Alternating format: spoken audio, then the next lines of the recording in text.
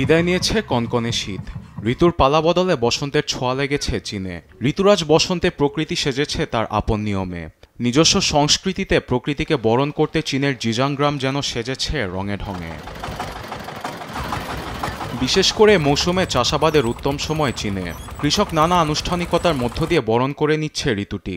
ফসলের জমিতে একদিকে ট্রাক্টর চালিয়ে শুরু হচ্ছে চাষাবাদ, অন্যদিকে নেচে গিয়ে নতুন মৌসুমকে জানাচ্ছে স্বাগত। চাষাবাদে ব্যবহৃত ট্রাক ও গবাদি পশুকে বর্ণিল সাজে সাজিয়ে জমিতে মহড়া করেন কৃষক। জমিতে ছিটানো হয় বীজ। ঐতিহ্যবাহী রেশমি পোশাক পরে বীজ ছিটিয়ে প্রার্থনা করেন ভালো ফলনের আশায়। বসন্তের ছোঁয়া লেগেছে চীনের পর্যটন খাতেও। সরিষা ফুলের দেখা মিলেছে চীনের নানা জায়গায়। এ মৌসুমে পর্যটকের জন্য রয়েছে স্কাই ডাইভিংয়ের ব্যবস্থা। পাহাড়, জলাশয় ও মাঠের দৃশ্য সত্যিই অবিশ্বাস্য, আর স্কাইডাইভিং এর চড়ার অনুভূতিও ছিল অসাধারণ। পর্যটন খাতে উন্নতির লক্ষ্যে দর্শনীয় স্থানগুলো ঢেলে সাজানোর উদ্যোগ নিয়েছে চীনা সরকার। চীনা উন্নয়ন ও দর্শনীয় স্থান ঘুরে দেখতে যোগ হয়েছে উড়ন্ত ট্যাক্সি। পৃথিবীর সর্ববৃহৎ সবচেয়ে উঁচু কাচের সেতু দেখতে প্রতি বছরের মতো এবারও বিশ্বের নানা প্রান্ত থেকে চীনে ছুটে আসেন পর্যটকরা।